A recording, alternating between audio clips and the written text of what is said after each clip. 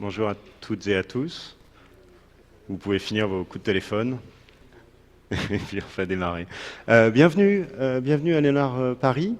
Merci de vous être joints à nous, à l'abri de la vague de chaleur. J'espère que la clim est au bon niveau. Vous êtes, et bon nombre d'entre vous le savent déjà, puisque je reconnais des têtes de gens qui sont déjà venus à certains de nos événements, et en particulier certains événements de ce festival. Vous êtes ici à Léonard Paris, qui est un lieu qui a été créé par Vinci, qui est à la fois un lieu de travail qui rassemble les innovateurs de Vinci et leurs partenaires, qu'ils soient clients, start-up, chercheurs, pour penser justement les grandes questions qui se posent sur la façon dont on va concevoir, construire et opérer les villes demain. C'est un lieu d'incubation et d'accélération de projets innovants à l'initiative de gens du groupe ou de start-up. Et c'est enfin et surtout, pour ce qui nous concerne aujourd'hui, un lieu de rencontre et de débat où on concentre énormément de ces événements. Il suffit, si vous en avez l'occasion, de nous suivre sur les sociaux ou suivre notre newsletter. Vous verrez qu'on organise donc en moyenne 2 à 3 événements par semaine qui portent justement sur la variété de ces enjeux. Ce festival, il a vocation, alors il a été lancé l'an dernier, on le reproduit cette année, donc c'est pas une première, c'est une deuxième. On l'a conçu, vous l'avez vu dans les programmes qui vous ont été distribués, autour de cette notion d'échelle urbaine qui nous offre un vecteur, un véhicule commode pour aborder une très très grande variété de sujets. On parle aujourd'hui donc de la ville légère et impermanente. C'est un sujet qui fait finalement écho, et c'était pas forcément complètement prémédité, à 2 des rencontres qu'on a accueillies ici depuis le début de la semaine.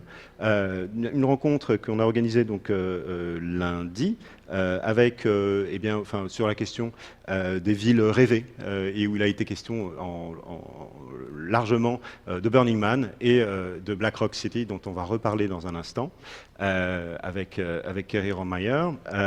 Et puis, puisque donc la présentation de cette ville et des principes qui la gouvernent ou ne la gouvernent pas en l'occurrence, était au centre des discussions. Et puis, cette rencontre va aussi faire écho à celle qu'on a organisée hier sur la question de la... Alors, on a utilisé un barbarisme qui est celle de la paléo-inspiration. Comment s'inspirer finalement de techniques ou de conceptions anciennes pour envisager un futur des villes. Et je retiens cette leçon de l'échange qu'on a eu avec Sename Kofi, qui est venu parler ici hier, que selon lui, cette ville entre guillemets paléo-inspiré, le terme n'est pas de lui, permet finalement de distribuer le pouvoir de construire. Construire une ville plus légère, c'est ça. Et je pense que ça ouvre des avenues qui sont extrêmement intéressantes pour les débats d'aujourd'hui. Alors il y a un sujet qui occupe beaucoup les ingénieurs de Vinci, les urbanistes de la Fabrique de la Cité qui résident aussi ici, en particulier ici à Léonard, c'est le souci de bâtir des infrastructures et des bâtiments qui soient résilients. Cette notion, elle est dans l'air, on en parle énormément. Ce souci, c'est de créer encore une fois des infrastructures et des bâtiments qui soient à la fois durables et capables surtout d'absorber les chocs. La résilience, c'est ça, des chocs qui sont en particulier des chocs qui peuvent être des chocs de température ou des chocs météorologiques ou climatiques. Évidemment, ces jours-ci sont un bon moment pour le rappeler.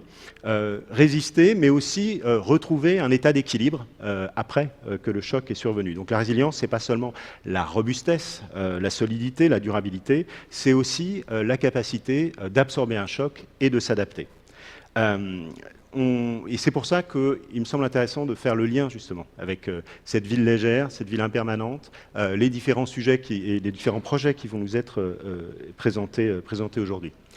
Alors, il y a de nombreux exemples d'architecture sans architecte qui s'incarnent dans l'urbanisme transitoire, qui s'incarnent dans l'urbanisme tactique, dans les festivals ou encore dans les ZAD. Ces approches, disons, répondent au souci de privilégier justement la capacité d'adaptation sur celle de résister aux chocs, aux stress sociaux ou aux stress environnementaux. Et Black Rock City, donc cette ville qui accueille donc, chaque année le festival artistique Burning Man dans le Nevada, en est un exemple qui nous a paru inspirant, et c'est la raison pour laquelle, eh bien, de manière non nécessairement préméditée, on en parle pour la deuxième fois ici. Partout, donc, il y a des territoires finalement laboratoires qui vont miser sur des infrastructures ou des structures légères pour expérimenter en architecture et en urbanisme. Donc ce sont ces modèles qu'on va explorer aujourd'hui pour essayer de penser un peu leurs atouts et ce qu'ils ont à offrir à la ville, mais aussi leur capacité à passer à l'échelle. C'était une des questions aussi qu'on abordait avec Sename hier. Comment est-ce qu'on peut intégrer finalement ces structures ou ces approches dans la ville d'aujourd'hui et en particulier donc, dans la métropole pour finir de se demander si cette ville peut devenir justement transitoire, éphémère en tout cas pour certains de ces aspects. Alors, comment ça va se passer? On a demandé donc, alors, à 4 intervenants, 3 d'entre eux sont ici ce soir, donc de partager leur vue sur le sujet. D'abord, Kerry Rohrmayer, qui va nous parler dans un instant, qui est docteur en géographie de l'Université du Nevada et maître de conférence à la San Jose State University et qui est spécialiste donc, de Black Rock City et qui va donc nous en parler. Antoine Aubinet, qui est architecte et fondateur donc, du collectif d'architectes Bellastock et qui œuvre pour la valorisation des lieux et de leurs ressources. Et enfin, Raphaël Coutin, qui est designer et cofondateur donc, du projet Plug-in City à Eindhoven, qui est un laboratoire d'urbanisme transitoire. J'espère que je ne trahis pas l'esprit. Et enfin, on avait demandé à Cécile Diguet, qui est chercheuse à l'IAU, de nous rejoindre. Elle s'excuse de ne pas pouvoir nous rejoindre aujourd'hui. Elle a eu un imprévu. Voilà, donc je donne la parole à Kerry pendant 20 minutes maintenant. Et puis, des casques de traduction vous ont été distribués. N'hésitez pas à lever la main si vous avez besoin, si vous en avez besoin encore. 20 minutes, au terme desquelles je proposerai à Antoine et Raphaël de nous rejoindre pour une discussion. Gardez vos questions, il y aura naturellement un temps d'échange avec la salle. Et puis parce que cet événement a vocation à rassembler du monde, n'oubliez pas le hashtag, si vous vous servez des réseaux sociaux, qui doit être #BuildingBeyond. Et puis vous pourrez faire savoir à ceux qui n'ont pas pu nous rejoindre aujourd'hui que la rencontre est diffusée en live sur Facebook et pourra être vue par la suite. Voilà. À Kerry maintenant. Merci à tous, bonne soirée.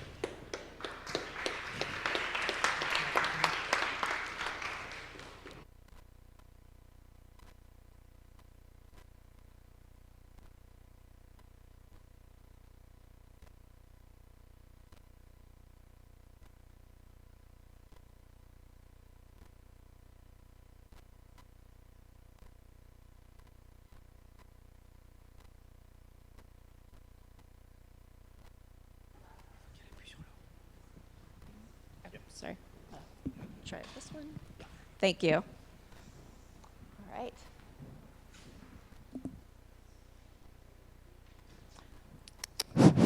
So I want to take you on a little journey, give you a sense of place, and since the theme of this conference or exhibition is really region and city scale, I think it's important to understand the region before you understand the place that is the city. It is very different from Paris. And very beautiful in its own right. So I'm going to take you on a quick tour of the region that is the site of Northern Nevada's Black Rock City. As you can see, it's very open. The scale is quite grand. And this is sagebrush. This is an arid region, not unlike the temperatures outside today. So they range from a very cold 0 degrees freezing in the late evening all the way up to 100 degrees or 40 degrees Celsius. It can be quite beautiful. This is a geologic feature that is a remnant of the Pleistocene, so the last great glacial coverage of the American West. This is called Pyramid Lake. And has anybody been to Burning Man? All right, all newbies, so I'm recruiting you. This is right on the way. This is indigenous Paiute people's land. And you can see sort of your quintessential American West experience, which is wild horses and sage-grouse, which is an endangered species. So on your way, you can see that actually this whole construct is quite manufactured. And what we're seeing is that Black Rock City is now really, although an ephemeral or temporary space, it's having a much larger permanent impact on the region. So this is the Tesla Gigafactory. This is where they're creating superchargers for powering electric vehicles created by Elon Musk, who is a burner or participant. We call them burners. So this is right on the way. This is the largest manufacturing site in the world, and it's in the largest industrial park in the world. So we're really seeing this connection, Burning Man's influence, in a major way. So hard to scale, but to give you a sense, we share more with the globalizing world than we might with the developed world.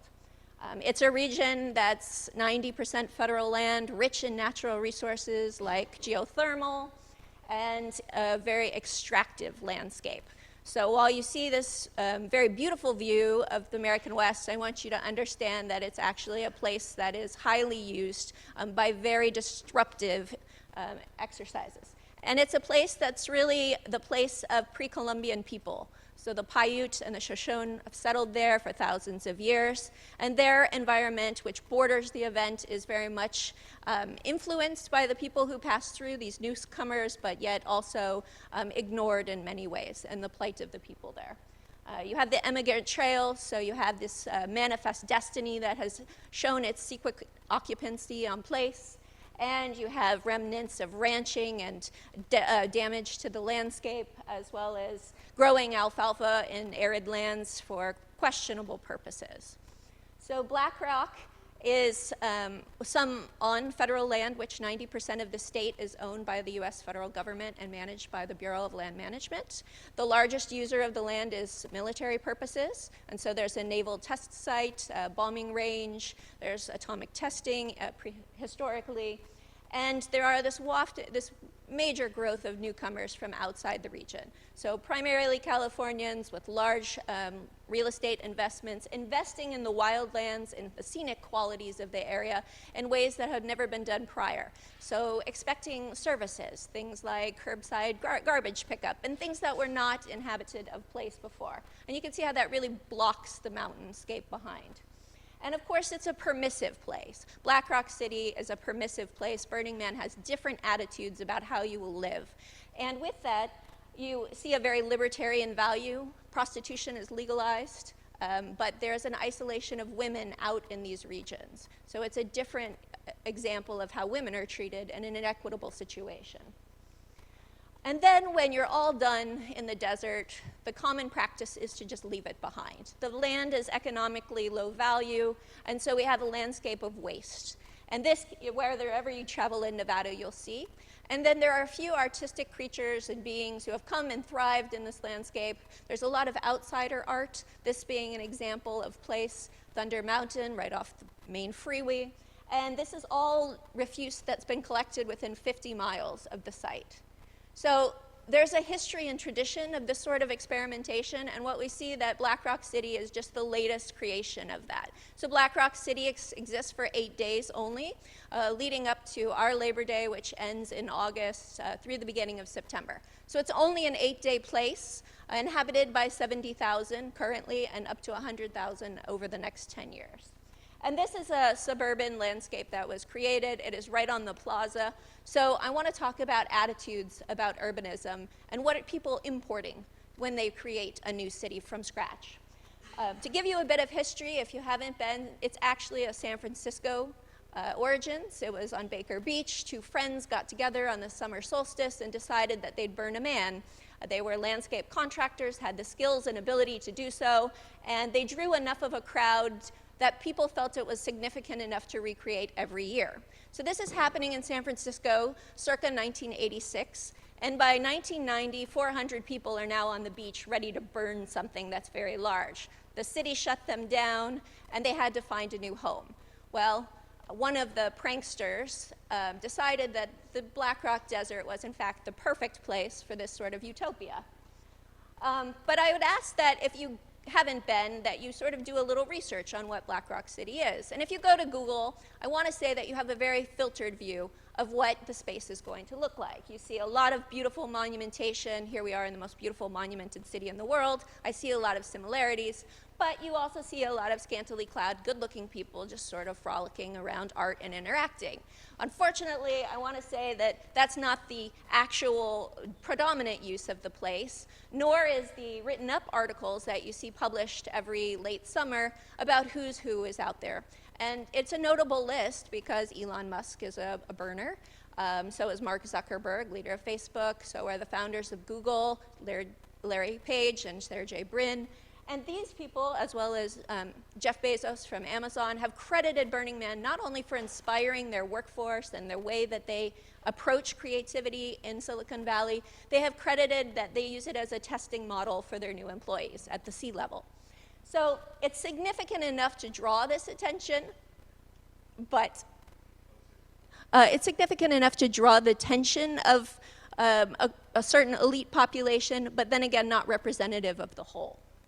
And so I want to get back to what's important and what's exportable from Black Rock City, and that is the idea of intentional community. This is not a new idea. It's been practiced in different forms for many years, but the idea of coming together for religious, spiritual, alternative, or experimental lifestyles, and trying to live communally in that way.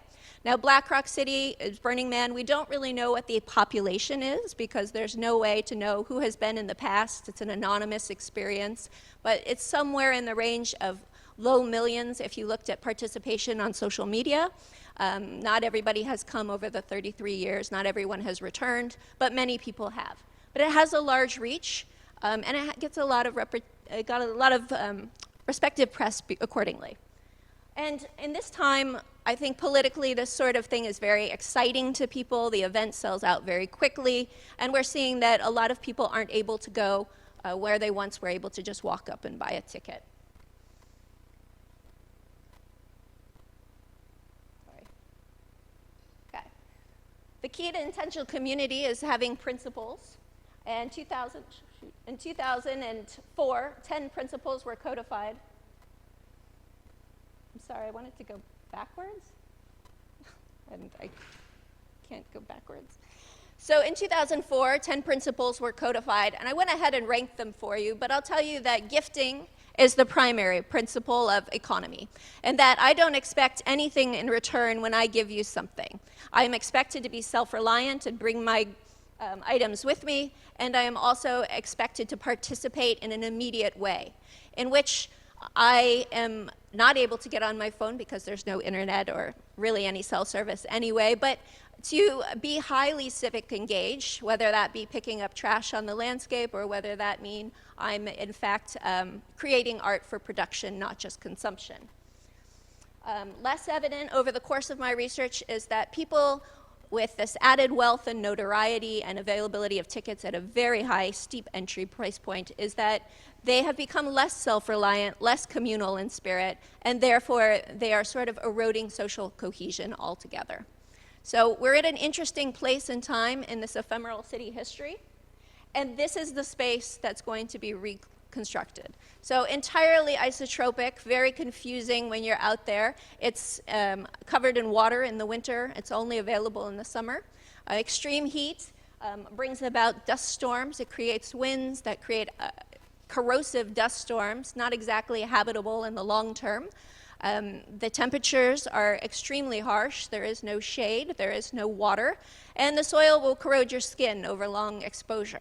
So you can imagine a bunch of urbanites or newbies coming into this place with little or no knowledge of how to create build a city, and trying to do so in a short amount of time.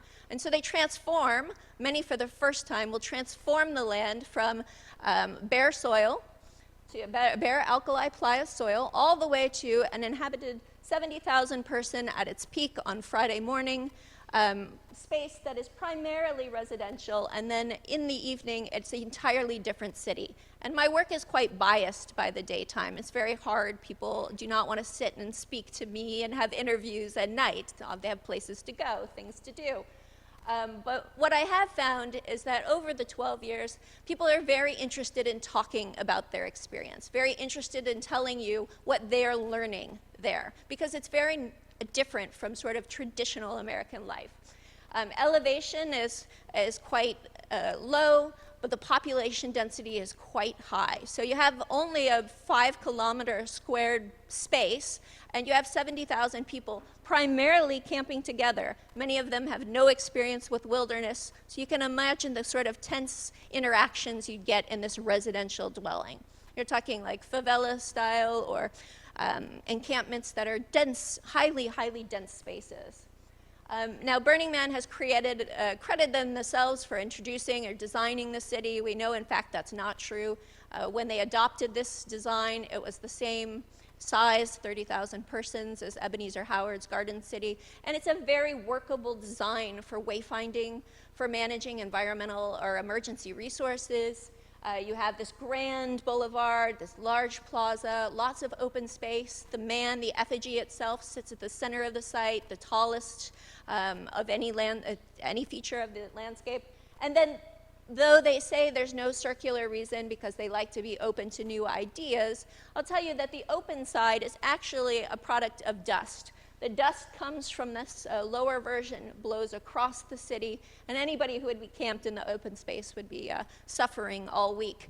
But the city's streets radiate out, and there is some zoning. That was something that was incorporated later, even though the city itself has a hands-off governance policy. The organization that is Burning Man Project really tries to take no stakeholder in how you want to choose to participate and how you choose to build. So they have a radiating density, much the way you see the urban core out to the suburban periphery. But what you don't see is that there's actual social engineering and placement of camps. So large, sound, noisy camps, there's a lot of EDM, it's a very popular place for DJs, are out on the open playa regions. You have red light districts, you have a kids zone where you expect to see less of that sort of use. But the city itself, although anarchistic and sort of unintervened, is actually a space that paradoxically is gated.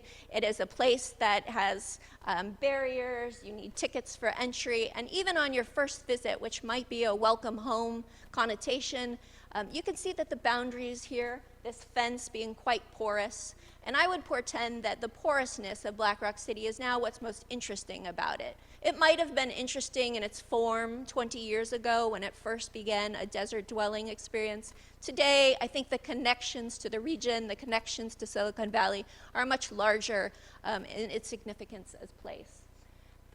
You might see something like this just walking down the street. There's mutant vehicles, so only art cars are permitted.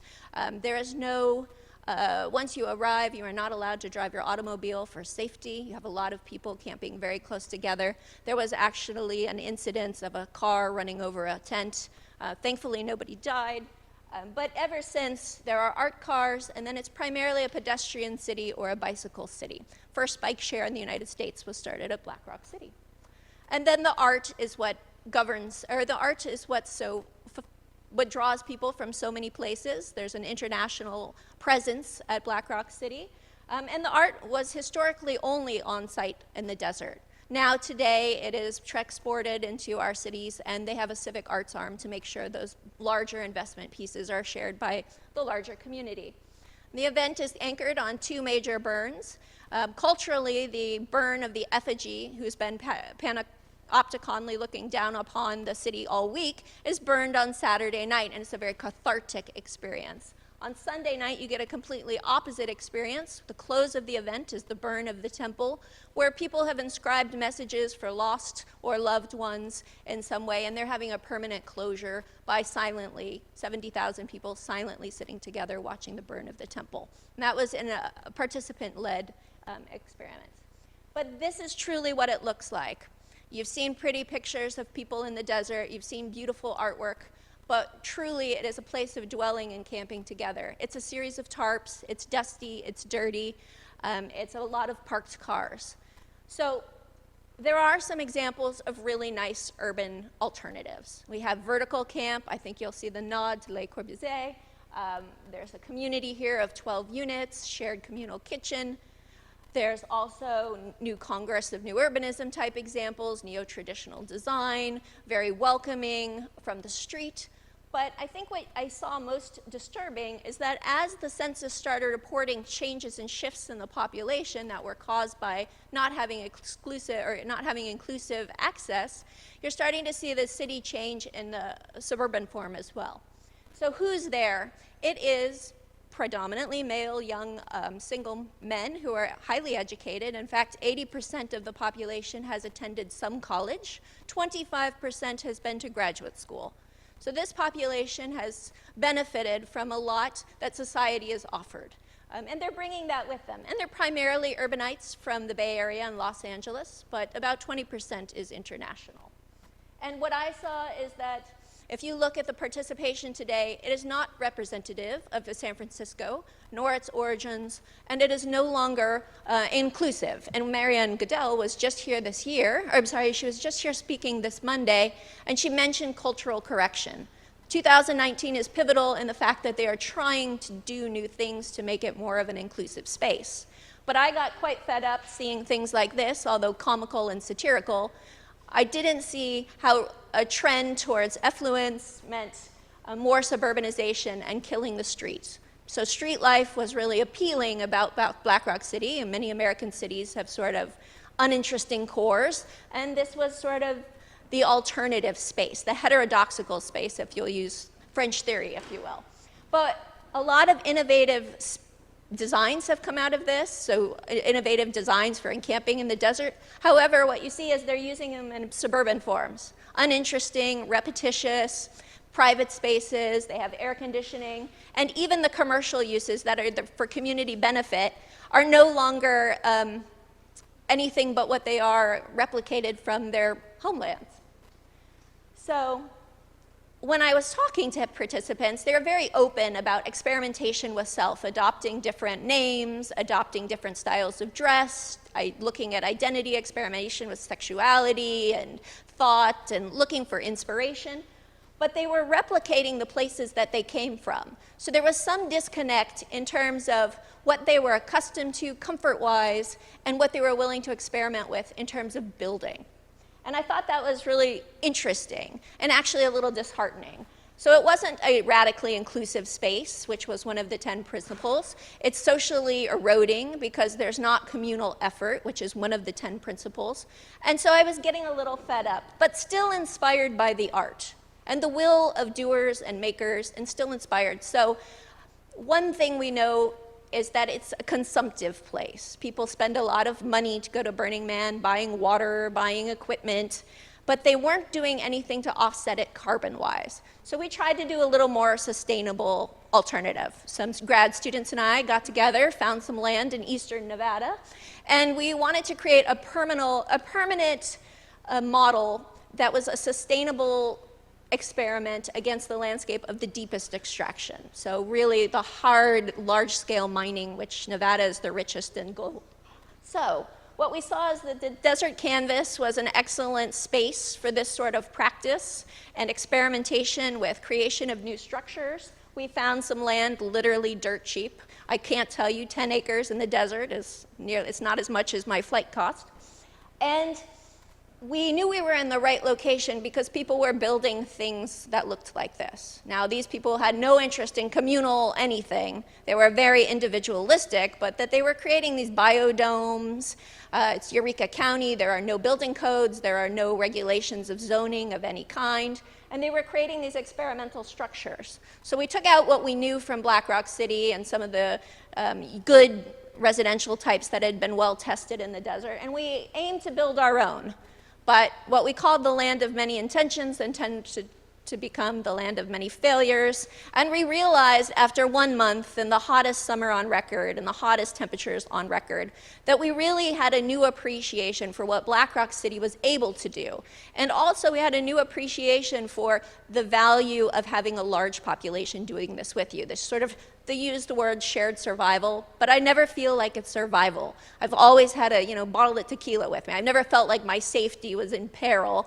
I've always felt like it's just an attempt at, someday somebody will come rescue us. This is a population that has satellite messengers. So we don't share those same experiences as maybe some of the other encamped worlds, but we do have a sense of self-reliance and this ability to test one another and our relationships through building together.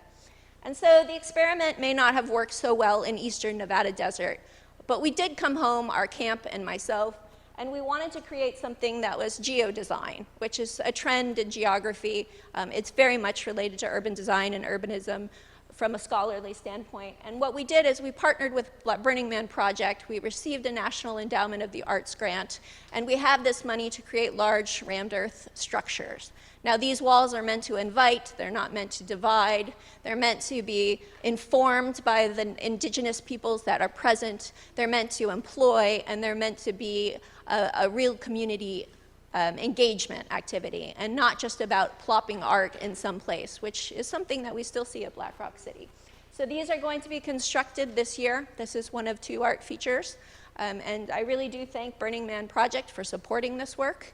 And if it wasn't for Burning Man, we wouldn't see these sorts of changes that are positive as opposed to just large-scale use of the desert and then consumption of the desert. So I really appreciate your time. I left a lot of room for questions, a lot of time for questions on the panel. Thank you.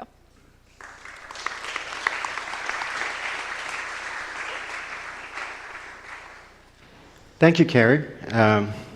That was great, and it's a great compliment, to add on to what we've heard on Monday. Maintenant, je voudrais proposer à donc, Antoine et Raphaël de se joindre à nous. Et peut-être, en réponse à la première question que je voudrais vous poser, rappeler évidemment en quelques mots ce que sont les projets qui justifient votre présence parmi nous et dont vous allez nous parler. On a beaucoup parlé ici de... Alors, non pas tellement, enfin un peu bien sûr de construction, mais aussi on a également parlé de l'absence, disons, d'infrastructure et finalement de légèreté. Alors, il n'y a pas d'infrastructure à Black Rock City, mais on va en reparler tout à l'heure. Il y a une infrastructure sociale qui est évidemment extrêmement importante et qui me semble être aussi un point dont on pourra tous rediscuter ensemble.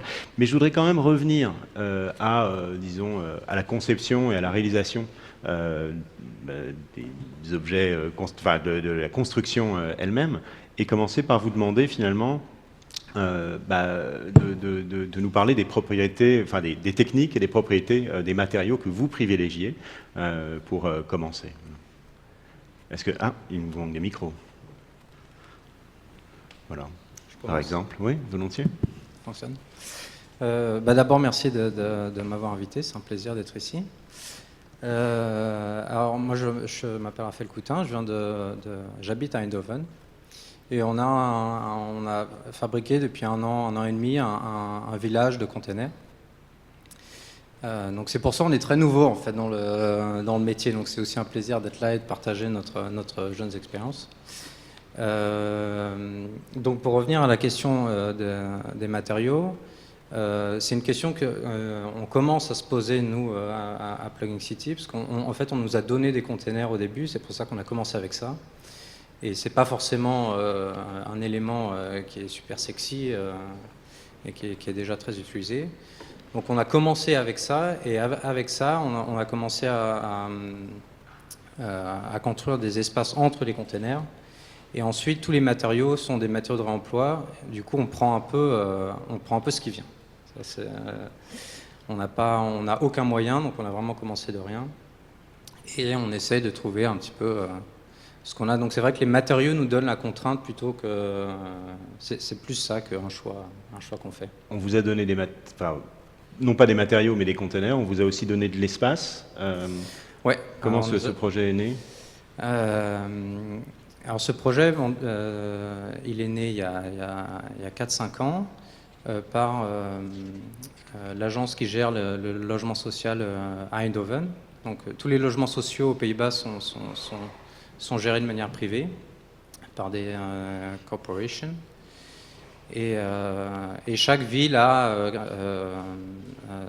sa petite agence un petit peu locale qui gère ça. Donc c'est un peu divisé dans toutes les villes des Pays-Bas. Et donc ils ont restauré toute une usine, les anciennes usines de Philips. Ils ont mis des nouveaux habitants et ils avaient besoin de créer justement cet espace un petit peu où la communauté se retrouve, où les résidents peuvent se retrouver un petit peu, parce que l'espace était vraiment vide. C'est un peu en périphérie d'Eindhoven, dans ces vieilles usines, donc ça met un peu de temps toujours à être occupé, l'espace à être occupé. Du coup, ils ont d'abord créé cette petite maison de quartier, donc avec 4 containers et puis juste cloisonnés de fenêtres. Et ils ont donné le nom Plugging City. Et après, petit à petit, les riverains se sont investis. Il y a eu quelques réunions. Et puis petit à petit, les gens ont voulu avoir aussi un espace à eux, un espace pour créer, un espace, un atelier. Et petit à petit, l'espace a grandi. Et ça nous amène du coup à l'année dernière, où il a fallu qu'on bouge parce que maintenant le territoire doit être dépollué et on a une grosse tour qui va être construite juste sur le site dans lequel on était. Et du coup, ça a été une bataille pendant 6 mois pour essayer de négocier un espace dans ce territoire, essayer de trouver une petite zone où on puisse reconstruire un peu notre initiative. La mettre un petit peu, la densifier un petit peu, inviter d'autres personnes et intégrer aussi des acteurs nouveaux, parce que on avait besoin de partenaires, ne serait-ce que pour les matériaux, et pour nous aider à bouger tous les containers et à faire toute la construction. On va reparler de toute l'organisation effectivement sociale juste après. Ouais. Peut-être un mot d'Antoine Oui. pour nous présenter peut-être en quelques mots Bellastock et surtout ses origines, et puis comment à votre tour vous définissez finalement cette légèreté, quoi. J'ai introduit la question des matériaux, mais on peut l'envisager de bien d'autres manières. Donc, bonsoir à tous, merci de m'avoir invité. On est Bellastock, on est une société de 12 architectes. On a commencé il y a 12 ans. On a créé un festival d'architecture. Et l'objectif, c'est de faire découvrir les matériaux et la question du terrain aux étudiants en archi, design et art. C'est ouvert. Et on fournit un kit de matériaux le premier jour. Ils construisent l'abri, ils vivent dedans pendant les 4 jours et ils déconstruisent l'ensemble. L'objectif, c'est à la fois d'emmener des futurs architectes sur le terrain pour qu'ils apprennent les gestes et qui soient au contact des matériaux. On pense que c'était important. Au début, nous, on l'a fait parce que ça nous semblait important dans nos études. Et puis, il y a aussi la dimension de leur faire découvrir des matériaux. Là, je rebondis sur ta première question. Chaque année, donc, il y a une thématique différente. On a déjà construit en déchets, donc on avait sourcé autour de Paris tous les types de déchets qu'on peut trouver, déchets de l'industrie, et comment on peut les détourner le temps des 4 jours. On a travaillé sur la construction en terre, donc là on s'est basé sur un sujet d'actualité, c'était les terres de déblais du Grand Paris. Comment est-ce qu'on peut transformer ces 200 millions de tonnes de terre qui vont excaver pendant les années à venir et la transformer en matériaux de construction. Cette année, donc du 11 au 14 juillet, ça sera en paille. Et l'objectif, c'est qu'on montre que tous les matériaux ont leur place dans la construction. Et on montre un peu la diversité de ce que l'on peut utiliser quand on fait de la construction temporaire. Et l'objectif, c'est que nos villes, puisqu'on les appelle villes éphémères, c'est un peu prétentieux, mais ça ressemble à des villages, puisqu'on n'est qu'entre 1000 et 500 personnes. L'objectif, c'est qu'une fois que les personnes ont vécu 4 jours dans cette ville, tous les matériaux repartent dans leurs cycles normaux. Donc on a déjà réfléchi aux exutoires et il n'y a pas un seul matériau qui finit à la benne. Donc je pense que certes des villes légères, pourquoi pas, des villes temporaires, mais il faut avoir cette réflexion sur les cycles des matériaux et voir comment est-ce qu'un événement le détourne le temps de l'événement mais le réinjecte derrière. Donc voilà, c'est un peu ce qu'on s'est donné comme objectif, et depuis on a, après la ville en réemploi, on a développé une expertise réemploi. Donc aujourd'hui, on démonte des bâtiments entiers, on les démantèle pour réutiliser la matière. On fait aussi de l'urbanisme de transition et on continue à faire de la recherche. Okay. Voilà où on en est. Alors, cette ville légère, ça pourrait être donc une ville, ou en tout cas des constructions temporaires, et avec effectivement un souci d'un choix de matériaux avec un relativement faible impact ou en réemploi. Je pense que c'est intéressant de faire encore un pont vers Black Rock City et vers le témoignage de Kerry. Puisque la légèreté, ce serait aussi le fait de ne pas avoir d'infrastructure, j'allais dire en dur. Et ça m'intéresse aussi de savoir comment on peut eh bien, rassembler 80 000 personnes dans un lieu donné sans disposer d'infrastructure, c'est-à-dire pas d'infrastructure énergétique, pas d'infrastructure d'assainissement, d'eau. Comment est-ce qu'on aborde cette question-là et comment est-ce qu'on la compense? Well, it's a good question. So there is a bit of infrastructure. There's a sanitary sewer. There are porta potties all around the city, and that's actually the first thing that is constructed on site. It starts at the beginning of August. Construction for the city itself, infrastructure is removed in the end of October. But participants have to bring everything with them. And unfortunately, even though there's experimentation with solar power, there's experimentation with light materials, it's a city that runs on diesel generators primarily. And it is not a low-impact city. And some researchers from San Francisco State University found that by Friday, when there's peak population density, there's actually urban heat effect for camping together. So it's something that needs to be addressed for the long-term success of especially growth. Intéressant. Et est-ce que il vous semble que c'est l'une des raisons pour lesquelles eh bien, Marion Goodell, qui était là lundi, vous expliquait qu'au fond, il y avait un seuil, quoi, et que 80 000, c'était déjà énorme, mais qu'elle n'irait probablement pas au-delà de 100 000 participants au festivalier?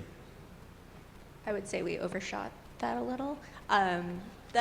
The city itself felt very pedestrian and very comfortable at 30,000. It felt somewhat it felt pretty good at 50,000. When the city went to 70,000 for 5 years, it started becoming a very intense place. Now the projections are to go to 85,000, and I kind of got the sense, and I don't want to speak for the organization, that they've asked for 100,000 with the hopes of getting to 85,000. But each year will be reviewed by the Federal Bureau of Land Management for how their impact is. And then if the impact is such that they can continue having a permit, then they will continue to grow, if history is any indicator. Pour dériver et changer de sujet cette fois-ci et revenir finalement à un aspect, Raphaël, que vous avez commencé d'aborder, c'est celle finalement des synergies ou en tout cas du travail en commun ou des collaborations qui sont utiles, sinon nécessaires, à construire ce genre d'environnement, de structure, etc. On a parlé donc eh bien, de la façon dont vous pouvez bénéficier de terrain, qui est évidemment une ressource rare. Donc vous pouvez bénéficier de matériaux, le cas échéant, ou encore de conteneurs. Qui sont vos principaux partenaires et comment est-ce que vous vous organisez justement pour les mettre en réseau? Nous, on a beaucoup de chance parce que bon, déjà, on a été soutenus par cette agence sociale qui s'occupe de logements sociaux. Je suis désolé, mon français est un peu rouillé parce que à force de parler souvent anglais, il y a des mots qui ne me reviennent pas tout de suite. Vous ne vous débrouillez pas trop mal. Et du coup, après avoir négocié l'espace, on s'est retrouvé dans un des meilleurs spots de Renova. Donc on est vraiment en centre, c'est là où toute la Design Week se passe chaque année, qui attire quand même 300 000 visiteurs pendant une semaine. Donc on est vraiment dans ce centre et c'est ça qui nous a permis de débloquer tous nos partenariats. Donc on a d'abord essayé de voir avec le logement social pour voir quels étaient eux leurs partenaires, donc avec quel type de société ils travaillaient. Et on a essayé de tous les rencontrer et on leur a dit, bon, bah, écoutez, nous on est soutenus par cette agence qui vous fait travailler pratiquement toute l'année dans de la construction. Est-ce que vous pouvez venir avec vos grues pendant une semaine et nous installer le toit ou ce genre de choses, en échange d'avoir un petit peu de visibilité pendant des événements, des événements publics tels que Design Week, et d'avoir un petit nom sur l'espace, quoi. Enfin, on est un peu sponsorisé. Okay. Et donc c'est comme ça qu'on est arrivé à avoir, tout a été déménagé en l'espace de 3-4 jours avec tous les camions et une grue. On a réussi à trouver un toit, donc c'est un toit de bâtiment industriel, donc c'est des gros IP en acier, recouverts de... C'est quoi? C'est des cannelures en acier, là. Tout recouvert avec... ouais, c'est ça. Je suis pas architecte non plus, je suis designer. Et recouvert de goudron. Et ça, ils voulaient aussi nous donner un toit d'un autre bâtiment qui devait être démoli. Et en fait, quand ils ont commencé à le démolir, ils ont tout arraché. C'est impossible. Tout est cloué. Ils auraient dû appeler Bellastock. Ouais, c'est ça. Alors, en ce moment, on est en train de se questionner parce que du coup, ils nous ont tout réinstallé. Et ils sont revenus avec ces grosses clouteuses. C'est des clouteuses à poudre, hein, donc ça fait des... ils nous ont tout cloué sur les... Et donc maintenant, il faut qu'on essaie de trouver, ou de designer, ou de fabriquer un outil qui va venir couper les clous, quoi, dans 2 ans. Donc c'est ce type de challenge un peu qu'on amène à ces boîtes en disant, bon, ouais, il faudrait que vous essayiez de trouver des solutions pour qu'on puisse, dans 3 ans, bouger, parce qu'on a un contrat de 3-4 ans. Dans 3 ans, il va falloir qu'on redéménage de nouveau, donc nouveau challenge. Alors, Antoine, Bellastock, en principe, donc, est un peu champion du réemploi. Oui. Et le réemploi, alors, ça pose des questions d'organisation sociale, puisqu'il faut créer un réseau de fournisseurs, si on peut dire. Mais ça pose aussi pas mal de questions sur la nature. Et Raphaël vient de nous en donner un exemple des matériaux qu'on va vous fournir. C'est pas parce qu'ils sont fournis qu'ils sont instantanément réutilisables. Comment est-ce que vous organisez ça, ce réseau, tout simplement, de sourçage, quoi. Alors, on a, après l'événement de 2012 sur le réemploi, on nous a proposé de suivre la déconstruction des hangars printemps à l'île Saint-Denis. Et c'était notre première expérience et on allait prendre note de comment on démolissait conventionnellement. Donc on broie le bâtiment littéralement. Et nous, on a développé des techniques pour récupérer des morceaux de bâtiment. Donc on récupérait les poutres, des poteaux entiers, les sols. Et on a commencé à collecter la matière de cette manière. Et c'est à partir de là que s'est développée toute notre expertise réemploi. Et aujourd'hui, ce qu'on arrive à faire, et on l'a fait sur un projet qui est à Stein, donc la fabrique du clos, ça s'appelle. On a démonté, on a mélangé à la fois un lieu dédié au réemploi où on récupère des matériaux et en même temps un lieu ouvert au public qui nous permet de sensibiliser aussi sur ces questions du réemploi. Et donc l'idée, c'est qu'on a une tour qui avait été construite dans les années 70. Le quartier est en renouvellement urbain, ils veulent refaire les espaces publics. L'objectif, ça a été de diagnostiquer la tour, voir quel type de matériaux on pouvait récupérer, collecter cette matière, la revaloriser. Donc pour vous donner un exemple, un mur d'un appart, on l'a redécoupé, on l'a glissé dans des IPN et on en a fait des abris à vélo pour l'espace public. Et toutes ces étapes, on les a fait en formant des gens du quartier qui font de l'insertion professionnelle et où on a fait des jardinières en pierre sèche. C'est des pierres de béton qu'on a taillées avec des tailleurs de pierre qu'ont formé les gars de la régie de Stein. Et l'objectif, c'est que ce lieu soit à la fois un lieu de ressourcerie, mais pendant toute la période de l'été et tous les week-ends, on l'ouvre aux habitants. On a transformé un conteneur en un lieu une cuisine. En hiver, c'est là où on met nos outils. L'été, c'est la cuisine. Et en fait, ça permet que les habitants testent directement nos prototypes, voient les matériaux qu'on a réussi à récupérer. Et ça nous fait un premier retour d'expérience. Et même, ça nous permet d'expliquer que les matériaux réemployés ont salarié 3 personnes depuis que le processus a commencé. Donc, on essaye toujours de mêler la matière qu'on va collecter avec une sensibilisation parce que le réemploi il peut avancer techniquement, certes, mais si culturellement on n'avance pas en parallèle, on va arriver au pied du mur avec ce domaine-là, cette technique. Voilà. Kerry, pour revenir à Black Rock City, finalement, on se pose aussi la question de qui sont les principaux partenaires de cette initiative-là. Vous avez évoqué l'État du Nevada, dont vous le disiez, 90% des terres sont finalement des terres détenues par l'État qui en dispose. Comment finalement s'est fait et s'est noué ce partenariat-là, et quels autres types de partenaires est-ce que Burning Man va trouver? So, good question too. Burning Man is run as a nonprofit, and it used to not be. It was a corporate entity for a long time. It made the transformation in 2013-14. That's true that the U.S. government, the Bureau of Land Management, this is a permit granting institution that is granting the largest special use permit in our nation. So it gets a lot of attention and sort of scrutiny. However, there are really no outside, so there are really no outside opportunities for the community to speak or have say in the city. It's a very rationally planned place. And from a planning practice, that isn't the kind of planning we do in any way. We're very communicative. We're trying to always seek out public involvement and engagement. But this is a purely rational revisit of modernist ideas and modernist forms. So it's primarily the responsibility of the negotiations between Burning Man Project and the government. And there's a lot of back and forth. It's not always pretty, it's not always friendly. So it's a work in progress. Donc les autorités, le festival, les organisateurs et une multiplicité de partenaires, participants, festivaliers et pas d'autres acteurs entre chacun. No, it's really unique in that it is very much Burning Man Project meets the federal government. There's not a lot of public opinion in any way. There's outcry over the change in suburbanization and gentrification of the population.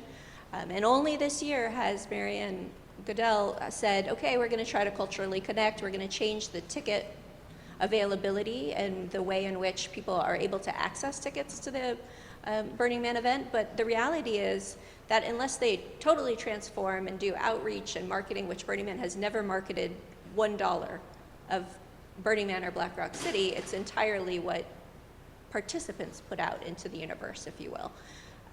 But there is no channel by which the public or Burning Man participants have a say in reshaping the design or trying to infuse original ideas. No, it's a model that is replicatable, it's effective, but it's not necessarily one that's open for experimentation, which is very paradoxical. The irony there is not lost upon me. Et je rebondis encore sur cette question de suburbanisation et finalement de marchandisation de ce festival qui semble être un des risques qu'il encourt. Concrètement, est-ce que vous pouvez revenir sur la façon dont on encourage les gens à être justement contributeurs et pas seulement participants ou spectateurs? Well, I think there's two ways. There's a lot of great word of mouth. It's a place that's fun. It's a place that's great to be. The city life is par none in the Western United States. You can't have a more enjoyable week in the desert, frankly. So there's a lot of interest in going, but we're not seeing availability for people who might be interested, certain groups that might be left out of the conversation. We're not seeing any outreach to try to generate a more representative population at this point. Now, today, it's more about veteran or returning camps who have got their placement. Maybe they have more availability of tickets to encourage repeats. But the statistics that I put up from the census, this is largely a city every year inhabited by first-timers. And so the organization, Burning Man Project, does a good job of education. They do a wonderful communications. They have a wonderful communications team that really educates people on, okay, you're going to the desert. This is going to likely be an unfamiliar space to you as an urbanite or suburbanite. Here's what you need to bring. Here's what you're expected in terms of ethos. And those are the 10 principles. Now, as a participant, you can choose how you choose to manifest those principles or adopt those principles into your life, but the organization is really pushing the cultural. Like you're taking home, you're exporting the culture of your experience and the principles which guided your time there. They're not necessarily exporting ideas about city life anymore. They've really shifted away from that focus, de-emphasized. Antoine et Raphaël, on a un peu déjà commencé d'aborder le sujet sur l'implication finalement des riverains, des habitants, etc. On comprend que c'est au cœur du projet, pour l'un comme pour l'autre, bien évidemment, mais ça ne se fait pas tout seul. C'est-à-dire qu'il va falloir développer un peu d'ingénierie sociale pour pouvoir l'engager. Donc quels sont les moyens que vous avez justement d'engager les gens? J'imagine qu'ils ne viennent pas tout naturellement, disons, visiter la ressourcerie pour ensuite s'emparer justement des techniques que vous pouvez mettre à leur disposition. Donc comment est-ce qu'on fait ça? Je réponds, Raphaël? L'un et l'autre, en tout cas. Okay. Oui. Je commence alors. Disons que sur la partie du festival Bellastock, c'est assez simple parce qu'ils sont impliqués directement. Ils arrivent, il y a un kit de matériaux, on a réparti la matière sur un site avec une trame un peu à respecter pour que, donc on favorise aussi l'interaction en répartissant la matière sur le site. Ils sont acteurs de la ville parce on les fait passer en cuisine s'ils le souhaitent. Enfin, on les fait passer à la fois en tant que citoyens, constructeurs, ils deviennent médiateurs parce que le 3e jour c'est ouvert au public et c'est eux qui présentent leur structure, et des constructeurs le dernier jour. Donc eux ils sont impliqués, on a des process comme ça, comme des règles du jeu qu'on s'est données. Après 12 ans on commence à avoir un peu des techniques pour favoriser l'implication. Et après, comment on fait pour, par exemple sur le projet dont je vous parlais tout à l'heure, comment on fait pour que les habitants s'en emparent? Là on a monté une structure carrément avec deux personnes du quartier du Clos Saint-Lazare qui voulaient vraiment s'impliquer sur le projet qu'on était en train de monter. Donc ils ont monté leur propre association, on les a accompagnés sur l'écriture des statuts, aller demander des sous à la mairie, et une fois qu'ils avaient quelques euros, et nous on s'est chargé de construire le lieu, d'améliorer le site en leur construisant une cuisine, en construisant une scène, on a fait un jardin, et tout naturellement ils se sont impliqués puisque à la fin nous on n'y était plus, quoi. On leur avait donné les clés du site.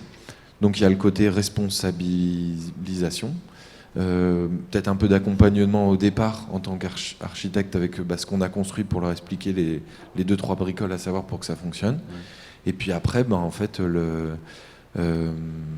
les habitants, on ramène d'autres habitants, la programmation elle se fait connaître, les assos. Alors si on a un levier, si ça c'est vrai que j'ai oublié, on fait des cours d'architecture dans les écoles aux alentours de nos projets, généralement.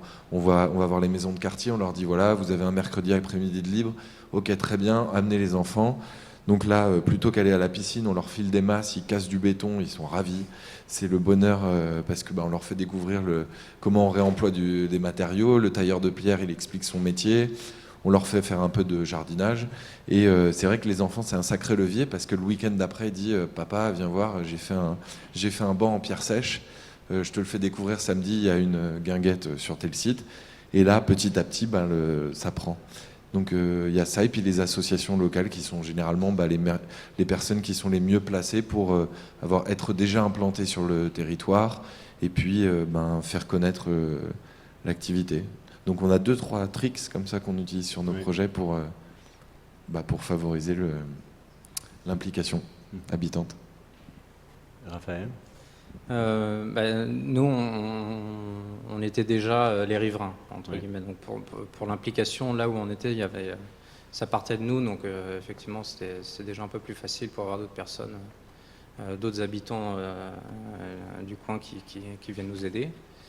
Mais c'est vrai que maintenant, on travaille sur 2 autres projets aussi à Eindhoven où on a justement ce rôle de... tu avais trouvé un bon mot, placemaking, c'était... En français, Un atelier ? Non, bref, tu avais trouvé le bon mot tout à l'heure, mais bon, bref. Donc du coup, on va voir ces deux autres chantiers. Il va falloir qu'on commence à réanimer un peu l'espace pendant la construction et plus tard aussi, une fois que le bâtiment est construit. Et on a toujours cette question, on ne sait pas vraiment comment faire. Surtout quand l'espace est aussi un peu vide, parce que souvent, on est dans des espaces... post-industriel, donc il n'y a pas beaucoup d'habitants, il n'y a personne qui a vraiment envie d'aller là-bas, il n'y a pas de bar, il n'y a pas de... donc là, en ce moment, Eindhoven est en plein boom, donc il y a aussi une recherche d'ateliers pour travailler qui est aussi grandissant. Et en fait, on s'appuie sur ça. Donc on a un bon réseau et on connaît quand même beaucoup de designers qui s'agrandissent et qui veulent aussi avoir des ateliers plus grands. Et en fait, c'est les premiers qu'on met. Et on essaie toujours d'avoir un espace un peu plus culturel. Donc nous, c'est ce qu'on a aussi à Plugging City. On a une salle de concert et un petit bar. Et ça amène petit à petit les gens et ça fait connaître un peu l'espace. On a traversé, ça fait 2 ans, on faisait des concerts, on amenait des petits groupes et puis il y avait 4 personnes qui venaient, donc c'était toujours un peu ridicule. Mais petit à petit, ça vient et puis ça se fait connaître, quoi. C'est du travail de longue haleine, ça prend du temps. Et c'est vrai qu'après, quand on commence à être une institution un peu plus connue, comme le Belastock, un peu plus connectée, c'est vrai que ça aide, quoi. Et ça veut dire que vous rendez des services à l'environnement ou au quartier en vous ouvrant, en accueillant certains événements. Je ne sais pas, comment est-ce que vous négociez ça avec l'environnement, quoi. Souvent, c'est vrai qu'on est demandé par les agences ou les constructeurs qui veulent animer l'espace assez rapidement. Et du coup, avec cet appui, on essaie de trouver justement, c'est là qu'on commence à créer cette architecture un peu éphémère. Et on essaye en ce moment de réfléchir à ne pas l'avoir uniquement pour 2-3 ans, mais de voir comment cet espace va évoluer dans la future construction. Donc ça, c'est toujours une question très ouverte encore pour nous. Okay. Donc ces constructions et ces villes ou quartiers ou élaborations éphémères ou légères peuvent servir à créer faire un peu société, donc dans ce genre, quel que ce soit, simplement en proposant des services à des environnements ou en proposant des expériences aux riverains ou aux participants. Ça permet aussi d'apprendre à construire, ça me paraît être un point intéressant sur lequel on était revenu, je le disais en intro, avec Sedam et Kofi hier. Il y a aussi une dimension que vous avez commencé à décrire, Antoine, qui est celle de sensibiliser à la question environnementale. La thématique du réemploi étant évidemment extrêmement importante de ce point de vue-là. Avant de revenir là-dessus, je voulais revenir vers Raphaël. Les Pays-Bas, super sensibles sur la question environnementale, probablement extrêmement exposés, en tout cas en Europe, parmi les pays les plus exposés donc, au changement climatique, etc. Est-ce que vous avez l'impression que c'est une composante importante du projet et comment est-ce que vous l'abordez ? Alors à Eindhoven, pas trop, parce que c'est vrai qu'on est déjà un peu plus dans les terres, donc on a un peu moins cette problématique. Mais c'est la grande problématique des Pays-Bas. Mais ils ont une organisation nationale qui est absolument grandiose. Et déjà, ils ont fermé tout le pays avec les digues. Et ensuite, ils ont des territoires qui vont être affectés les premiers, ils le savent. Et du coup, s'il y a des grandes inondations, en fait, ils ouvrent certains barrages et en fait, à des zones qui vont être inondées en première. Et en fait, donc tout le territoire aux Pays-Bas est déjà complètement dessiné à certains usages. Donc, ils essaient plus de bloquer la mer maintenant. Ils essaient de travailler un petit peu avec l'eau et de voir quels sont les territoires qui sont inondables. On va faire des parcs, on va faire des activités, des jeux ou quoi. Et puis c'est les premières zones à être inondées. Et ensuite, ça commence à affecter un peu plus l'architecture parce que les Pays-Bas se densifient, donc il y a de plus en plus cette idée de densifier les villes et de laisser les campagnes beaucoup plus sauvages. Et du coup, dans les villes, comme à Amsterdam, il y a des constructions flottantes, il y a des quartiers entiers qui sont flottants. Et du coup, dans ces zones qui sont inondables, il y a ces idées un peu d'avoir des constructions un peu flottantes de plus en plus. Mais ce n'est pas vraiment une problématique qui nous affecte particulièrement à Eindhoven. On est plutôt bien. Ah, Antoine, à nouveau, donc comment est-ce que vous abordez le sujet alors de manière plus générale, sans être... Disons que le réemploi, c'est un des détails. Il y a, par exemple, dans l'équipe de Bellastock, il y a des gens qui font du jardinage. C'est une autre manière de sensibiliser. Disons qu'on défend l'idée de reconnecter les gens à leur environnement, que tu as une attention plus particulière à ce qui t'entoure quand, je sais pas, tu as utilisé un certain matériau, que tu as cultivé un petit peu la terre. Donc le réemploi, certes, nous, c'est vrai que c'est l'axe où on est le mieux renseigné, où on sait mieux sensibiliser ou expliquer le phénomène à toutes les franges de la population, des petits jusqu'aux grands. Mais je crois que de manière générale, ce qui nous importe dans le festival, les étudiants en archi, on les intègre aussi au public. C'est cette idée de si tu t'impliques corporellement dans l'environnement et dans des ateliers, qu'on te reconnecte aux matériaux, on pense, c'est une idée au Bellastock, que tu seras forcément plus sensible aux questions d'écologie. Alors je ne sais pas si ça fonctionne, on teste toujours, mais en tout cas c'est le postulat de notre structure. Kerry, on a vu que, et vous l'avez dit, que Black Rock City n'était pas particulièrement une ville à faible impact. Comment on imagine quand même que la préoccupation, disons, environnementale se manifeste, ne serait-ce que dans la philosophie ou dans l'esprit Leave No Trace, qui préside à une grosse partie de l'organisation. Donc, comment est-ce que ça se manifeste justement cette préoccupation? Well, Leave No Trace is a Forest Service, a United Forest Service ethic. So it's an old ethic, but it's one that is important. And Burning Man Project, the participants do an excellent job. There's no waste left after. You have all these tens of thousands of people camping together for all of these days, and there's no material waste left over, very, very minimal. There's no trash cans provided. So they do. There's an excellent educational element of Black Rock City. There's also the train yourself, do it, doer, maker mentality. So I think people are already prepared to go with, if they're not green living before, that they're at least open to the exposure and lessons from people that they're camped near, people that are experienced at being Burning Man. And so that's why it's really important that there are repeat participants, because they know how to do this. They every year improve the way that they attend and participate at Burning Man. They get better at reducing their waste and their carbon footprints, and they get more adept at using technologies to create shade. And it's important to have those sort of mentors in the place. Even though they might not be trained construction or architecture professionals, they have a learned history that is really important to pass on. And it's significant enough in terms of the ritual and pilgrimage that people who have spent 8 days living in the desert, they leave with the idea that they've done something in their lives, or they've had this pilgrimage, and try to, I think, take those principles to heart and then incorporate them into their futures, whether it be going to Black Rock City again or just in their daily lives. I mean, I feel very strongly that Burning Man, being a community member, has shaped my own identity. I find it very inspirational, and I also feel like being mindful of my carbon footprint in the Black Rock is something that I've gotten better at every time I've attended. I've gotten more solar friendly, I've gotten less consumptive, and I don't use a diesel generator myself, but just out of principle. Donc un outil d'éducation ou de sensibilisation, comme on le disait. Alors il y a la question environnementale et puis il y a la question sociale, alors qui se pose de manière moins sensible, disons, à Black Rock City, qui est véritablement un lieu, je dirais, de loisirs.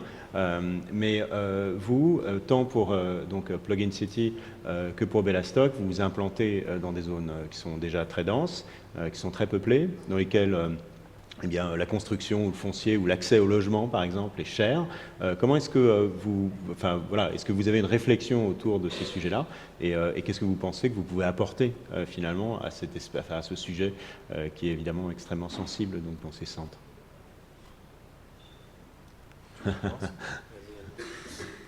C'est marrant parce que quand on dit Bellastock, tu sais, on a les deux. Oui. Il y a le format du festival et puis il y a sur le festival, comment est-ce qu'on génère le.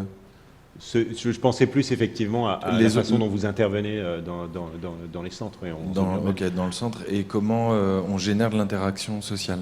Non, plutôt, est-ce que vous avez quelque chose à apporter, disons, au débat sur construire, disons, moins cher, plus abordable, et voilà.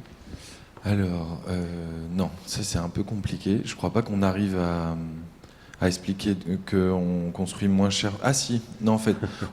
Bon, je réfléchis en même temps parce que la question n'est pas facile. Non, on explique ce qu'on explique dans les projets qu'on fait sur la question du réemploi, c'est qu'on est à coût égal, parce que souvent, ce qu'on nous reproche, c'est on dit voilà, Bellastock fait du réemploi, ah ouais, mais ça coûte cher, vous devez payer des tas de mecs pour bosser, il faut mieux acheter du neuf, ça coûte moins cher. Donc aujourd'hui, on a retourné la chose, on leur dit non, ça coûte le même prix, voire moins cher, et en plus, il y a une plus-value écologique et sociale.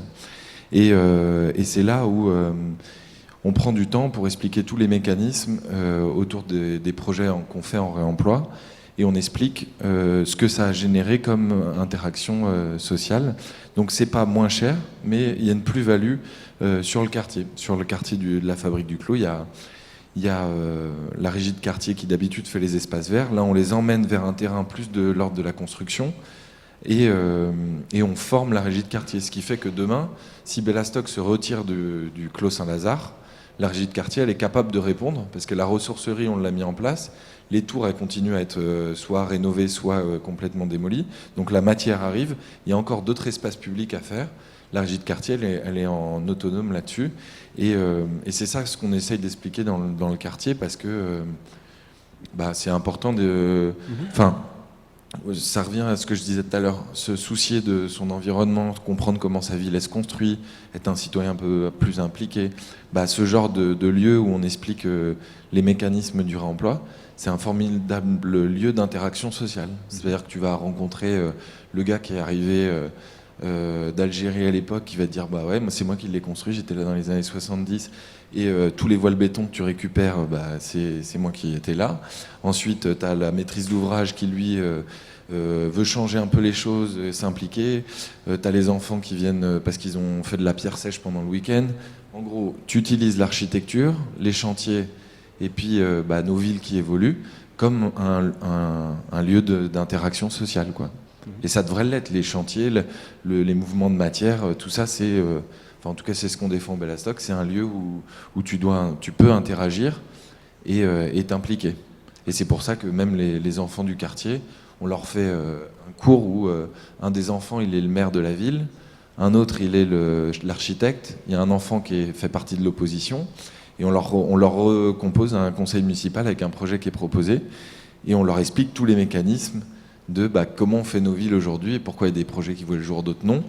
Et on se dit qu'en fait, de les renseigner sur les mécanismes de nos villes, ça en fera des citoyens impliqués, et que tous ces lieux que génère Bellastock, on en fait des lieux à forte plus-value sociale. Parce que sinon, c'est des gars qui ne se croisent pas, quoi. Entre l'ouvrier, le maître d'ouvrage, l'élu, si tu prends tout le panel, ils ne se voient jamais. C'est un peu, s'ils se croisent, mais c'est un peu en vase clos. Le fait de générer des temps de dialogue, des temps plus informels, nous, on pense que c'est clé pour que nos villes soient plus vivables. En Merci. plus d'écologie. Raphaël a peut-être pas très envie de répondre à la question, je ne sais pas.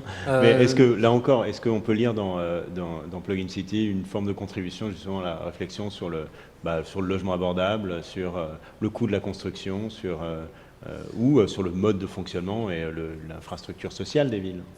Alors pour l'instant, pas vraiment. C'est vrai que nous, on d'abord vraiment une maison de quartier. Donc à la base, on est vraiment dans un but très plus culturel et plus de l'événementiel, et essayer de créer un peu une cohésion sociale au sein des résidents. Et là, c'est vrai que c'est des questions qu'on va commencer à aborder parce qu'on a différents projets là-dessus. Et on va être amené à investir des lieux qui sont un peu désertés. Donc c'est vrai que c'est vraiment ce type de question, comment on aborde, où on partage l'expérience d'un site de construction, et c'est souvent ce que les nouveaux projets ont besoin. Là, on travaille sur un projet, il y avait une grosse usine de lait, Campina Fabric. Et le projet, ça va être des grandes tours. Et là, donc, on a la première année, l'espace a été ouvert pour l'exposition. Ensuite, tout va être fermé. Ensuite, on va probablement intervenir. On va commencer à créer différents modules, à partager les modules aussi au sein de la ville. Et petit à petit, amener tous les habitants de Eindhoven à comprendre comment les espaces vont se transformer, quoi. Donc on va plus au niveau de la communication du projet lui-même. Et c'est vrai qu'on n'est pas encore trop dans de l'éducation ou ce genre de choses, c'est vraiment juste la visibilité à ce niveau-là. Ok. Je pense que le moment est venu de nous tourner vers la salle pour pour laisser poser d'autres questions que les miennes. Mais moi, je retiens donc cette faculté, ou en tout cas cette proposition de ces différents projets qui ont quand même en commun de créer et de densifier un peu d'une sorte de réseau social, et ce qui me semble être extrêmement important, parce que on a vu avec BlackRock City qu'on pouvait se passer d'infrastructure, mais probablement pas justement de cette infrastructure sociale, que ça pouvait être un outil de sensibilisation aux questions d'environnement, et c'est particulièrement vrai de Bellastock, ou encore d'apprendre à construire. Je me tourne vers la salle, et on va passer les micros pour voir si certains d'entre vous souhaitent poser une question aux différents intervenants.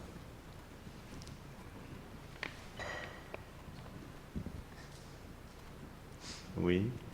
Ok.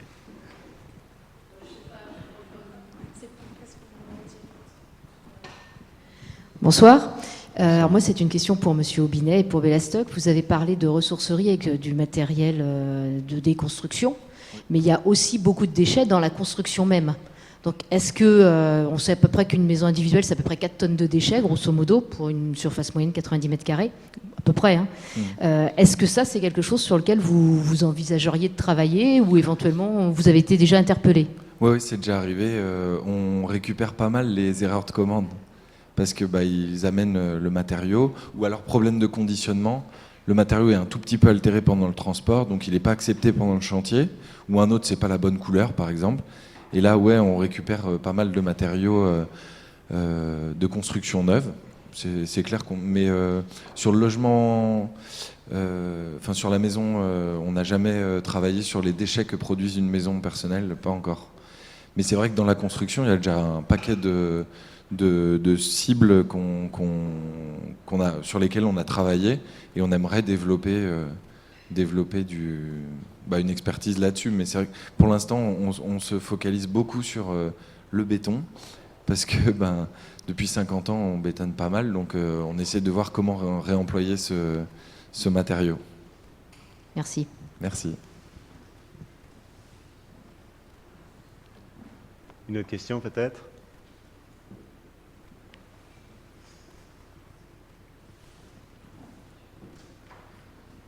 Bien, alors en attendant, je vais en poser peut-être une dernière, enfin une dernière pour ma part en tout cas, n'hésitez pas si elles vous viennent.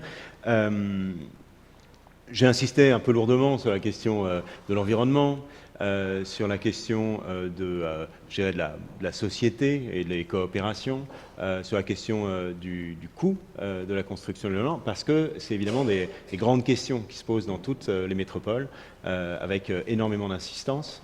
Ce que je voudrais savoir, c'est au fond ce que vous pensez de ce que vos projets peuvent apporter justement en réponse à ces grands enjeux, et est-ce qu'ils ont vocation finalement, ces projets de construction ou d'urbanisme temporaire ou léger, à passer à l'échelle ou au contraire finalement à essaimer et à être réappropriés dans d'autres environnements. Voilà.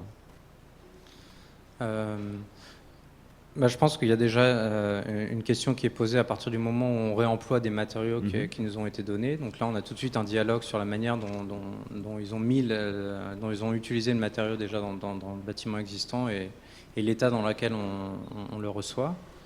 Et ça amène déjà à la première question, ou comment peut-être sur d'autres projets faire plus d'assemblage et moins de collage, ou ce genre de système un peu plus intelligent, mais bon, évidemment plus cher. Et là, on vient juste de designer un pavillon, donc c'est de l'échelle un peu plus petite, hein, pour un salon.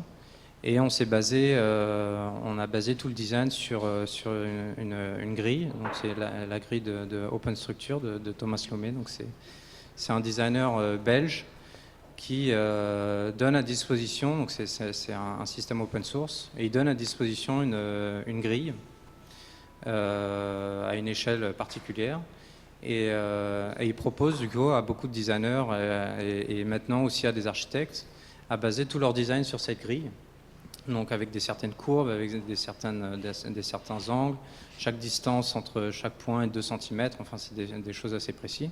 Alors des fois, les tailles standards ne correspondent pas très bien, c'est toujours un peu ça le problème. Mais l'idée, si on base vraiment le design là-dessus, et c'est ce qu'on essaie de faire avec le pavillon qu'on vient juste de finir, c'est d'avoir une architecture et des objets qui communiquent entre eux.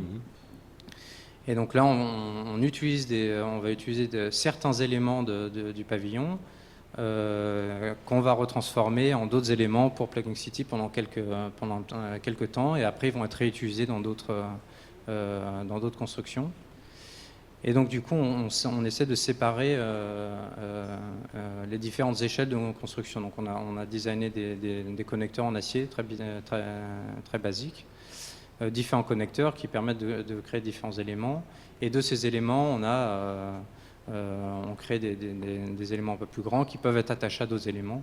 Et en fait, maintenant, dans notre design, on essaie d'avoir un peu cette réflexion sur l'échange en fait, entre différents designs qui peut aider au réemploi à l'avenir. Et vous êtes en dialogue ou en conversation avec des fournisseurs de matériaux, etc., que vous pouvez Alors pour l'instant, encourager à aller dans ce... On fait tout, on fait tout nous-mêmes. Donc tous les connecteurs, on les commande directement sur notre grille elle-même. Les coûts sont sensiblement assez similaires parce que quand on commande des grandes quantités, si c'est une boîte qui fait ça, ça revient pas trop cher. Mais effectivement, on essaie de voir comment utiliser les matériaux standards et cette grille.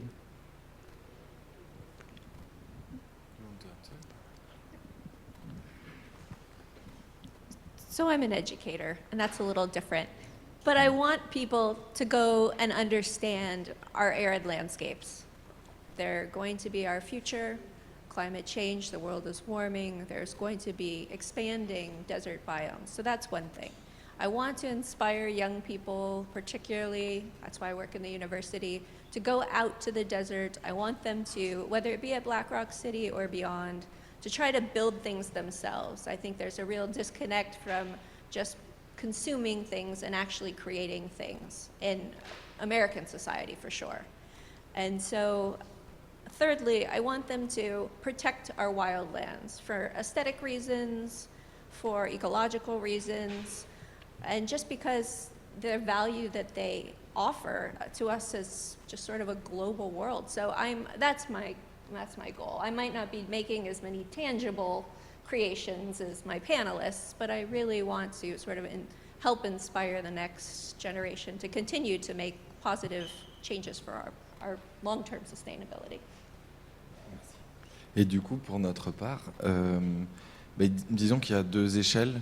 Celle du festival qui forme des jeunes architectes, on verra ce que ça donne dans 10 ans, quand ils auront leur agence et qu'ils se rappelleront qu'ils ont construit en terre, qu'ils ont construit en paille, qu'ils ont construit avec des déchets.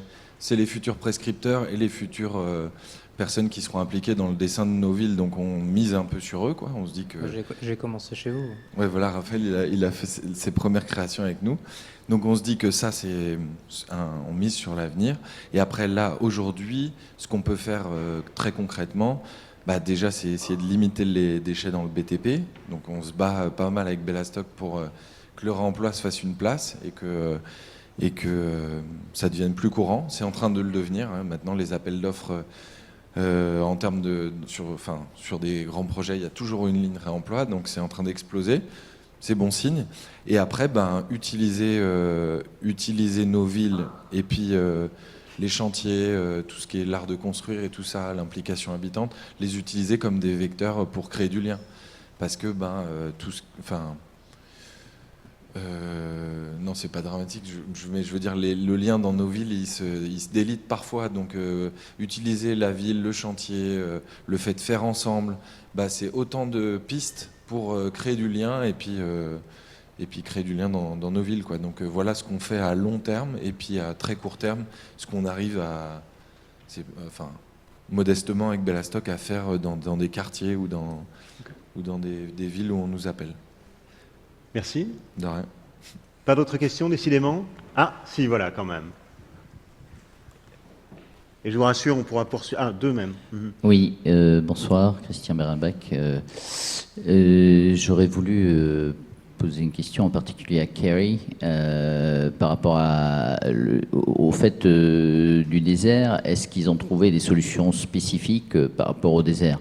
Par exemple, bon, j'ai vu beaucoup de caravanes. J'imagine que ces caravanes doivent très certainement venir avec des systèmes, enfin ça ne m'étonnerait pas, à voir, vous pouvez confirmer ou pas, avec des systèmes de climatisation. Le contraire me surprendrait beaucoup. Mais est-ce qu'il y a des solutions particulières pour le désert?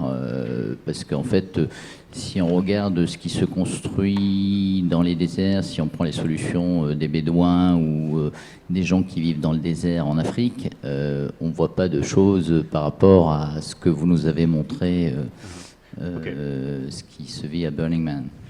Ok, donc est-ce que Donc, Burning il y a Man des est aussi un solutions laboratoire particulières.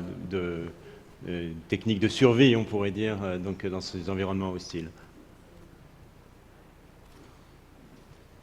It's a very good replicable model for hostile environments. I think it's always going to be a model for ephemerality. For permanence, I would say we need to look beyond different morphologies. There are lots of examples in the West. There are wonderful examples in the Middle East about cities that are being sustainably built on large scales. But Burning Man is a good encampment model, particularly humanitarian response. Burners participants have branched off and created a Burners Without Borders arm. They've gone to sites where there's humanitarian need, taken materials that are left over from the event and intervened in positive ways. So those are very good. I think when we think about our future arid cities, particularly in the West, I'm thinking of smart cities. There's a push to develop smart cities. In fact, right outside the Tesla Gigafactory that I showed, which is right on the way to Black Rock Desert, there's a proposal for a blockchain 60,000 person city model. And so that's maybe a lot of answers will come out of that. It'll be different modalities. It'll be different systems running the buildings and industries, and it will be hopefully a laboratory that's maybe inspired by Burning Man's can-do attitudes. I mean, there are connections between the participants who attend Burning Man and the inhabitants of these smart cities. Bill Gates has also proposed one in the Arizona desert, not far from Phoenix and Scottsdale. So I think you're seeing this trend emerge among this tech elite that have the resources that a lot of other people don't have, and they're targeting these specific climates for good reason. And there's a lot of availability of land too, so might be the last available space. Thank you, Carrie. hope I Dernière answered question. Bonsoir, j'avais une question concernant un peu tout ce qui était réemploi, tout ça.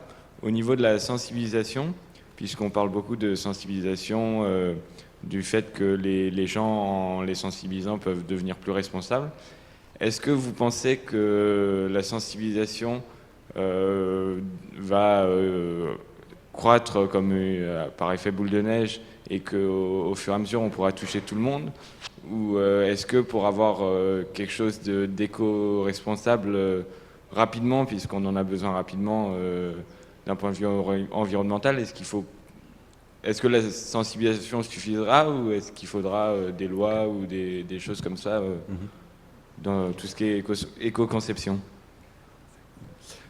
Du coup, tu veux que je réponde, Raph? Oui, j'y vais. Alors, en fait, les deux, ça avance en parallèle. Il faut une volonté politique, parce que tout part de là, qui justement, et même au niveau des lois, impose qu'on change nos modes de construction et nos modes de gestion de nos déchets. Après, techniquement, il faut aussi des avancées pour voir comment ces matériaux, on peut leur donner une seconde vie. Mais donc ça c'est en cours et ça a lieu. Mais on pense, parce qu'on s'est déjà confronté avec certains de nos projets, à on s'est pris quelques vestes sur certains projets où on nous a dit Bellastock, vous êtes bien gentil, vous nous faites des aménagements en réemploi, mais pourquoi nous on aurait du seconde main, et dans des quartiers où il y a un peu plus d'argent, ils auraient du mobilier neuf. Et donc là, il faut tout déconstruire, sans faire de mauvais jeu de mots, mais il faut expliquer que le banc, certes c'est un matériau de seconde main, il a une esthétique particulière, mais que dans le quartier, il y a 3 personnes de la régie qui sont maintenant formés, qui savent tailler de la pierre, qui hier étaient juste gestionnaires d'espaces verts, mais aujourd'hui ils ont appris des métiers en plus qui sont assez valorisants parce que chaque pièce est unique, tu n'es pas en train de bosser à la chaîne, donc il y a aussi cette dimension-là. Et toute cette question de la sensibilisation, pour nous, elle est cruciale parce que sinon on aura beau faire ces aménagements, ils ne seront pas acceptés dans les quartiers dans lesquels on travaille. Donc c'est plus, en fait, c'est comme tu le disais, il faut qu'en parallèle, on avance sur les 3 niveaux. Voilà. Moi, je rajoute aussi une petite chose. Bon, aux Pays-Bas, la sensibilisation est quand même un peu différente. Et on a des lois qui sont très strictes. Surtout, bon, moi, on travaille de plus en plus sur des espaces d'exposition et on a des contraintes au niveau du réemploi qui sont énormes. Et ce qui nous manque, c'est vraiment les techniques et le temps. En fait, c'est vraiment au-delà du reste, c'est vrai que il y a beaucoup de choses, on ne sait pas comment le réutiliser, quoi. Donc c'est surtout ça que nous, on essaye, en tout cas à notre petite échelle, d'essayer de trouver les techniques et de gérer aussi les finances et le budget de manière tout autre. En fait, on paye beaucoup plus de gens au travail plutôt que les matériaux eux-mêmes. Donc, c'est-à-dire que quand on a des matériaux de réemploi, il y a tout un process avant de pouvoir le réemployer directement. Et il y a beaucoup de ces matériaux qu'il faut retrier, qu'il faut redécouper, qu'il faut retraiter de certaines manières. Et souvent, quand on doit faire un design, et souvent on n'a jamais le temps de faire un design, donc il faut qu'on soit très rapide. Donc on n'arrive pas à encore trouver les techniques qui soient très rapides ou les process qui soient très rapides pour avoir un matériau qui est rapidement réutilisable. Sinon, bon, c'est vrai qu'on achète le matériau déjà fait, c'est beaucoup plus facile. Donc c'est à ce niveau-là qu'il manque vraiment. C'est pour ça que les ressourceries, c'est très important, parce qu'il y a déjà les matériaux qui sont déjà plus ou moins retraités pour nous directement. Merci. Oh, sir. I was just going to speak Sure. from the representing the nation that's the largest per capita carbon producer. I really feel strongly that for us to mitigate climate change, yes, it has to be regulated at a local, national, and state level. There's no question. It's got to start here. Way to go. Ok, merci à tous. Merci, je pense qu'on peut applaudir donc, les intervenants. Si vous pouvez rester un peu avec nous, on peut partager un verre et poursuivre un peu ces discussions. Je dois, moi, vous rappeler qu'il reste un certain nombre d'événements cette semaine qui vous attendent. On parlera notamment des nouvelles, disons, techniques qui se déploient sur le chantier dès demain. On parlera de construire la ville en hauteur ou dans les profondeurs. On parlera le lendemain donc, de la ville à l'heure de l'Anthropocène. On parlera de la ville la nuit, dans la soirée de vendredi. Et enfin, eh bien, si certains d'entre vous sont joueurs ou en connaissent, on accueillera aussi, on vous accueillera samedi après-midi autour d'ateliers qui, eux, sont tournés autour des Lego, des Kapla ou encore de Minecraft pour construire des villes différemment. Voilà, merci à tous.